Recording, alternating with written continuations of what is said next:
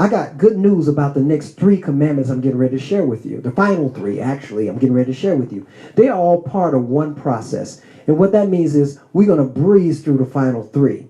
But before I get into that, I want to share with you a little dilemma. And my dilemma was, I know there are going to be some people that will never, ever read my book. And there are going to be some people I'll never, ever get another chance to speak in front of again. And because of my mission, trying to save some lives, I wanted to be able to deliver a solution today that will work across the board for just about any child support situation. It took me a long time to find a solution, but I found it. And it's called the ROP process. Yeah, the ROP process. And for those of you not familiar with that, ROP is an acronym. It basically means recognition of parentage. Recognition of parentage. And that's just a fancy lawyer way of saying you becoming an equal parent. That's a mind-blowing thought for some guys, because some guys never had a clue that they could ever be an equal parent. And some guys are under an illusion that they are equal parent. For those of you under the illusion that you are equal parent, 9 times out of 10, you're not. No, you're not. You're not. Now, if you were married to the individual and you got a divorce, yes, you are equal parent in the eyes of the law unless you have done something to change that. However, in most states, the unwedded mother is given something called sole custody of the child. Sole custody of the child. And custody is just another fancy lawyer term. It means say-so. So she has sole say-so of the child, or should I say all say-so when it comes to the child. Now, guess what the non-custodial parent has, which is most of us. Non-custodial, non-say-so, or the no-say-so parent. And ladies and gentlemen, when they say no-say-so, they are not exaggerating that one iota. Listen here, you have zero, niche, de nada, and no say-so whatsoever. Now, what makes it so confusing is some baby mamas give guys what I call play say-so. Yeah, it's play. You see, long as you and her are a couple or an item, a lovey-dovey, you got some say-so. But try making her mad, break up, or even better, get a new girlfriend, and you will see exactly how much say-so you have. So the next 3 commandments are all steps in the ROP process to help guys get their permanent say-so, or should I say their rights. So without any further ado, let's jump right into it. The very first step in the ROP process in our next commandment is, thou shalt get a DNA test. Thou shalt get a DNA test. You are not the father. You are not the father. You ever heard that on the Judge Show or the Maury Show? And they say that and the guys jump up and start doing the Holy Ghost dance. Wow, the baby's not mine. Wow, the baby's not mine. Listen. You guys gonna like this. I'm telling you, you really gonna like this. Check this out. Listen. You are not the father means absolutely nothing if you've already assumed this financial responsibility for that child. Now, what I mean by financial responsibility, you see, the day you started buying milk, Pampers, diapers, Similac, car seat, baby cribs, giving the mama money on a regular basis or paying plain old child support, you have assumed financial responsibility for that child. And let me tell you something. When I found that out right there, that made me feel some type of way. I said, that ain't right.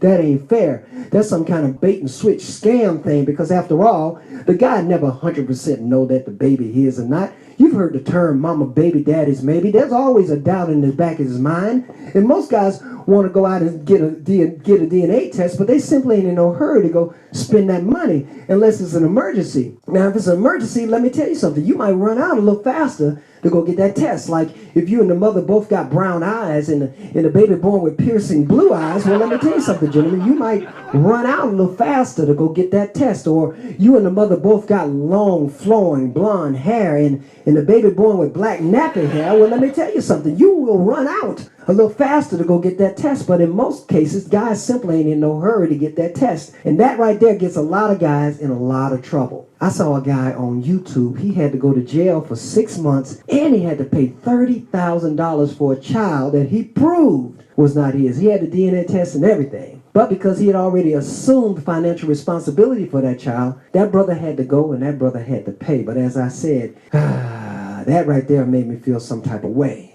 But as I was doing my research for this book, I had to dive a little deeper into this subject matter. And the deeper I dove, the more I started to see the court side of the argument. And I got to be honest with you guys. We might be a little wrong on this one. We might be just a little wrong on it. Now, I'm still on your side, guys, but on this particular case right here, I think we might be a little wrong. And so this is part of my job. I got to break that thing down for you. So let me break it down for you. Check this out. Listen. Guys, when we assume financial responsibility for a child, whether it's our child or not, in a roundabout way, we have adopted that child financially. And what that means is that would be kind of like you going down to an orphanage and say you adopt a child, say little Timmy, and you bring little Timmy home.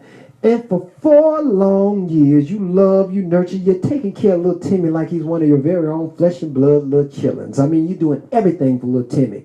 You're putting food in little Timmy's belly, clothes on little Timmy's back, shelter over little Timmy's head. Now you're taking Timmy to Chuck E. Cheese and birthday parties and Christmas presents, any and everything you would do for your own flesh and blood child, you're doing for little Timmy. But then about 4 years in, you wake up one morning and you say to yourself, self, little Timmy not working out. No. Now, I'll be honest with you, we gave it the old Boy Scout effort, but I think sometime with this adoption thing, sometimes the kids are just not a good fit. You see, first and foremost, little Tim is really short, and all the other kids are kind of tall, and little Timmy got that red hair, and all the other kids got black curly hair. Don't look right when we take family photos. And little Timmy speaks in that British accent. Father, can we go back to Church's Chicken? Absolutely love the chicken there, Father. Can we go, Charlie Ho? And we live in the middle of the hood. There's got to be a rule written down that you can't speak about Church's Chicken in a British accent in the middle of the hood. We done got into too many fights. And because of all of that right there, little Timmy, he got to go. So you call Timmy into the living room. Timmy, come here. Let me holler at you for a second, player. And Timmy skips in. Bing, bing, bing. That was Timmy skipping. Yes, Father. And then you break it down for Timmy just like this right here. Timmy, come here. Let me holler at you for a second, player. Look, Timmy, I got some bad news. And I'm a straight shooter. I don't beat around the bush. I like to tell it to people like it T.I. is. And because of that right there, Timmy, you got to go. Yeah, you got to go. We giving it the old Boy Scout effort, but I think, Timmy, because of this adoption thing, sometimes the adoption thing just don't work out. Sometimes the kids just ain't a good fit. And because of that, Timmy, I've already started packing your SpongeBob bag that you bought here the day you came. And it's got the exact contents in it the day you came here. See, it's got your ruffled socks that matches your ruffled shoes with the ruffled pants with the ruffled buttons and the ruffled zipper, and you got your ruffled shirt with the ruffled collar. And what you say, Timmy?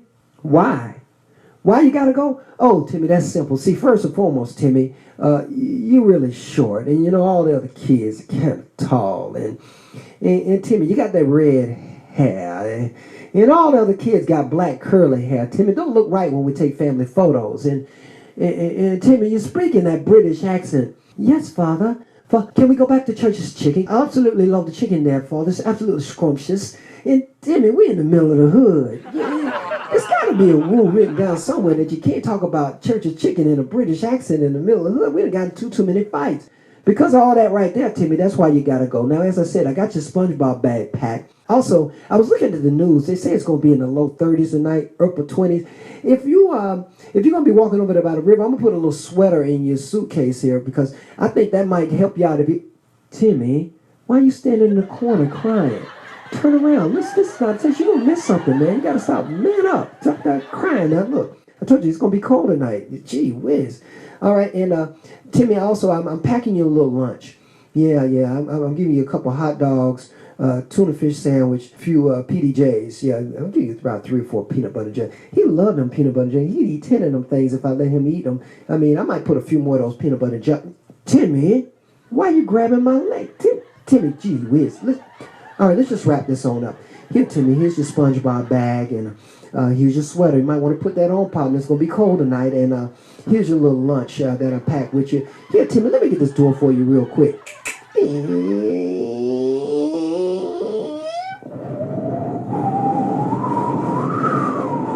You might want to face that way right there, Timmy. Couple last words of advice for you, Timmy. Don't spit in the wind. Don't pull on Superman's cape. And oh yeah, Timmy, one last thing. There is no Santa Claus. Boom. And you kick Timmy out into the cold.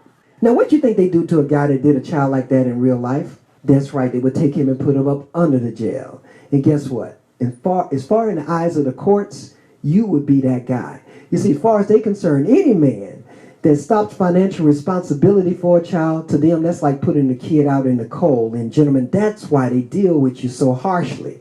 I was told that it would almost be better for a guy not to spend one red dime on a child until he can get a DNA test. Now, a lot of women hate that advice. They think that's kind of cold and heartless, but also I think it's cold and heartless to have to go to jail for 6 months and pay $30,000 for a child that's not yours. So guys, be smart, get a DNA test, but also that DNA test is important because you're going to need that in hand in order to go to the second step in the ROP process.